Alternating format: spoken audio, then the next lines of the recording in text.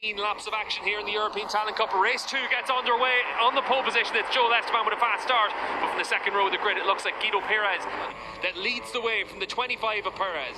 Are we going to see a repeat performance? Oh, Martinez again! Is it the track? He is high-sided, not once but twice. He lost the rear in race 1, he lost the rear in race 2, and now he's losing hope altogether. 2 crashes and his title campaign couldn't have got off to a worse start. We see at the front of the field of the 78 of Joel Esteban able to continue to lead in 4th position. It looks like Ferrandez trying to recover on the 54 machine, and then Pini as well on the 93. Okay, so very, very well for O'Gorman. Fantastic. Yeah, you can see here on the run into the chicane, we're going to see some moves down the inside. That looks like finisher in the Red Bull Rookies Cup. He's a bit too young to be able to make the transition to the junior GP class. So last year's British Talent Cup rider doing a really good job here at the start of this season in the European Talent Cup.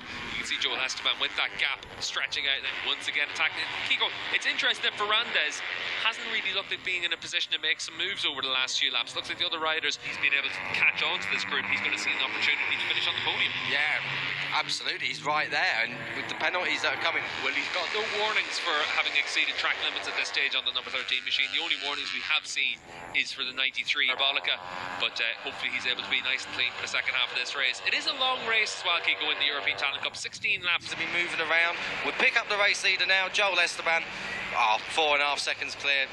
Oh, is that Dodo? Down and out now on the Aspar bike, and that's a big shame for Baggio, trying to hold on to just being in that battle in the it's just all the braking pressure down into the first corner, bike slipping around everywhere, and he just lost the front in there effectively. So very good move there. He's now the sandwich in the Finetwork Mir Junior team sandwich. Well, they don't plan on it. 27 of Rico Salmelli. He looked the wrong way because his teammates just dived down the inside. Good move there from Danish to wide. Looked a bit messy in the braking area, and his teammate Alberto Ferrandez, that's at least the 3rd time we've seen him run off onto the green. So it looks like, and suddenly you can see that's what 3rd place looks like for Hakim Danish, because his teammate Rico Salmela able to as well, and he's just taken back the lead of this group. And again, we're getting into that half race distance now. It's soon going to be 2.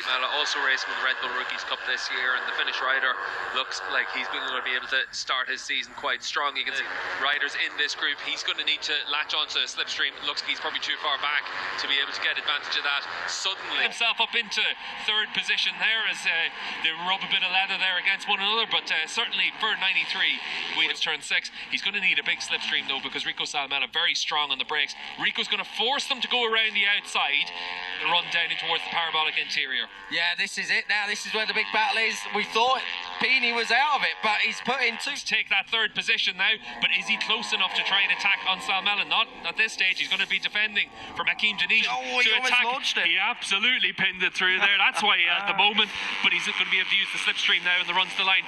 He's going to win this one by 7.5 seconds. Double success. He's really strong, but you can see that Rico Salmela, he's able to exit onto the straight in 2nd position, but looks like he's dropped to 4th on the line. Race victory as well for the young Catalan, and really impressive stuff. And in Cup we've seen some very impressive riders over the years. World Championship in the Supersport 300 class, he's been able to win races. The World Super achieve an awful lot of success, but what will be the story for this season for the likes of Joel Esteban and that aspect? Certainly won't be complaining, and either will Rico Salmela. We see him jump onto the podium in 3rd spot. Another rider, Danish, is about to get his trophy for finishing in 2nd spot, and a really good effort from him. That's his first podium in the European Talent Cup. What's strong on one day can be very different on the next day. But certainly, if you're going to have your good days, you want it to be when you've got 2 races.